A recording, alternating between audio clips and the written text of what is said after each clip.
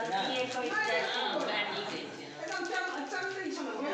जो हम लोग से क्यों सोच रहे हैं आया ગાડી વાળો तानी वो समझ में बीमार हो रहे थे હા તો आपको खूब बढ़िया दादी माँ प्रणाम करो ना सबको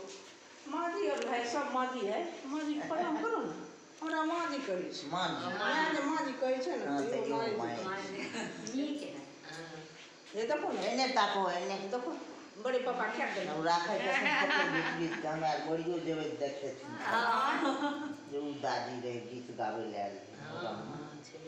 રાજી બહુ बहुत एहन काम છે હા એકી ના देखबै बा दुली नहीं ले बच्चा सब परीक्षा के देते हैं तो अपना मजली दुली नहीं ले મજૂરી એને हाँ ले બને છે એને સુતાना ठीक तो जाए के लाना ना हमरा ना બોલો વેટા છે हमरा कहाँ ये सब आदमी ऐसे नहीं इतना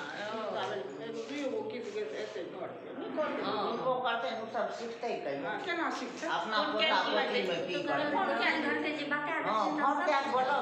मजली उसको लोगों से क्या बोलाओ ना क्या चले दुनिया क्या बोलो बोला ही ना तो बताइए ऊपर पर कहले से लोग आल कर दो कहले बढ़ गेल घर और गीत सीखते ही ना ऐसा सब मन छाए ना कहि छी